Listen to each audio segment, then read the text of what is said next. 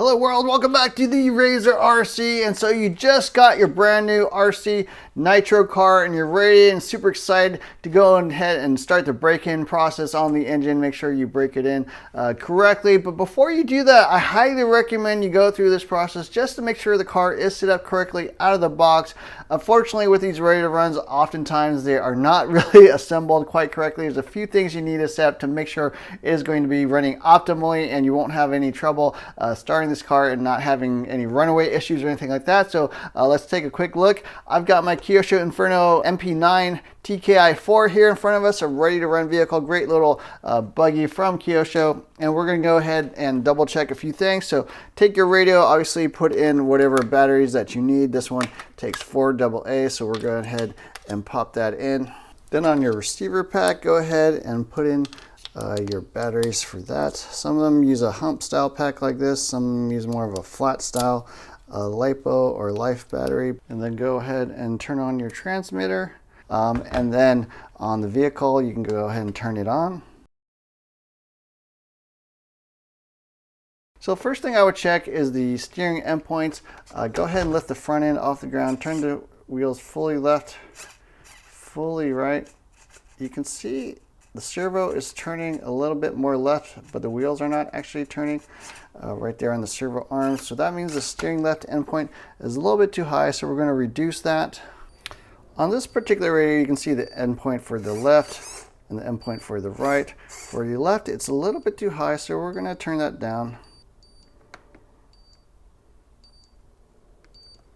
And you can see as I turn it down, that wheel, when I'm going full left, is going down a little bit. So you can increase it up to the point where it stops turning basically.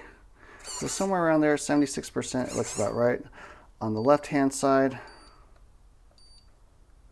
again, you can see as I kind of raise and lower, it'll go up a little bit. So somewhere around 75%. Maybe a little bit too high. Well, that looks pretty much perfect. So we got ahead and got our steering endpoint set. Okay, now we're going to check the throttle servo. And so the first thing you want to do is keep your throttle at neutral. Just make sure it rolls okay. There's no drag. You don't want it to accidentally have some brake on. If you can't move it at all, it's got too much brake. The other thing you want to do is make sure that the carb closes all the way. So as you open it by pulling the throttle, it opens, and then when you let go, it should go to neutral. And then if you hit brake, it should not move anymore. It should just remain closed like that when you're at neutral. If you're able to close it even more by braking, well, then it's actually set too low, and you actually need to lower the throttle trim. So throttle trim seems okay. It does roll fine with the throttle at neutral, and so our throttle neutral is fine. Now we're going to check the idle gap. So again, we're going to pull open the carburetor. So take off the air filter if you have one. This is just a little plug that it comes with, and you should check your idle gap there. So that's pretty much how much that little gap there, that little hole you see when the carb is closed all the way at neutral. You should have about a 0.5 millimeter gap. So that's what it looks like. You should not completely close all the way. If it's closed all the way, then you're getting absolutely no air into the engine at neutral, and that would be a problem. You will not be able to start it. It also should not be like super huge. You know, if it looks like that, that's way too big. You want about a 0.5 mil gap. That looks perfect, pretty much perfectly set out of the box. Okay, next thing we're going to do is set the throttle and brake endpoints. So go ahead and brake the vehicle. You shouldn't see stuff shifting too much. This is probably a little too strong, honestly. You know, that's probably a little bit okay. You could probably lower the brake endpoint a little bit. It's kind of locked up, so I'm going to go ahead and turn that down a little bit on this radio. Adjustment for throttle. So on the brake side, hit the brakes. This is at 35%, maybe a little bit high. We'll try 30, a little bit better. You don't see the servo like trying to move out of the way at full brakes. You still have brakes, so that's good, and I think we're okay there.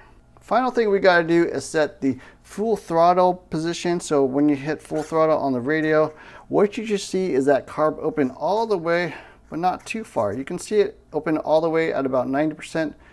But then if I keep pulling throttle, it opens a little bit more than that. So you really have it set up a little bit too high. So again, we're going to change or set the throttle endpoint adjustment. On this particular radio, we go to endpoint adjustment, we go to throttle, we go to the full throttle side. It's currently 70%, just a little too high. We're going to dial that down so that at full throttle, even at 65%, it does open all the way. We can try a little bit more down. 60%, you can see it's just slightly not open all the way. There's a tiny bit of the carb still back there. 58%, still not enough. Let's go down to 55. Now at 55, you can still see a little bit of that carb, so that's not now set too low, so we're going to crank it up a little bit, maybe back up to 58. 58%, really close. Try 57. Looks about perfect. 56. Okay, still not enough. So on this particular vehicle, we need 57% set to save it. So at 50%, it should open all the way there on the carb. Try it a few times. Brake a little bit, open it up all the way. You can see full throttle will give you full carb opening. So now your throttle endpoint on the throttle side is set perfectly. So you have the brake set so that you still have brakes, but it's not overstressing the servo. You have full throttle, make sure it opens the carb all the way. At neutral, it's rolling smoothly, so the brakes are not being applied. The carb is being closed, but then once you hit the brakes, you got brakes. So yeah, that's pretty much it for setting the servos. Pretty much everything I would double check 100% for sure. And the last thing to check is the fail-safe. This is super important for a nitro vehicle. It's not something you really do on electric, but on a nitro vehicle, if you're going full throttle, you know, running down the street at full throttle, and then all of a sudden you lose connection with your radio. So let's say your radio powers off.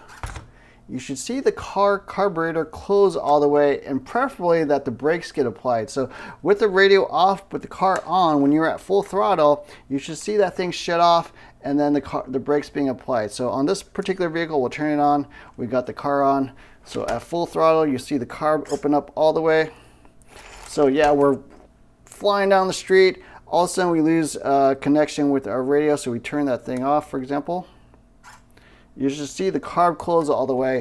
Now on this particular kit, there's no brakes being applied. It closed the carb all the way, which is nice because you want to shut off the engine or have it go back to idle when you lose connection. But ideally, you actually have the brakes being applied. So we're going to go ahead and set that on the Kyosho. On every vehicle, it's a little bit different on how to set the fail-safe, but I'm going to go ahead and do this on my Kyosho. On this guy, what you do is actually you have the radio on, you have the car on, and then what you do is set the throttle position to where you want it to be for that fail-safe. For this particular vehicle, I want it full brake, and then there's a little bind button on the receiver. You hit that with this little bind stick. You should see it flash twice, and then that means the fail-safe has been set. So zooming out a little bit, we'll check it, make sure it's actually working. So the car's on, the radio's on, throttle's at neutral. It rolls fine, that's good. Now we go full throttle, we're flying down the street, going 100 miles an hour or whatever. All of a sudden, our radio actually gets shut off or we lose connection. You should see the throttle close all the way, the carb close all the way, the brakes are being applied.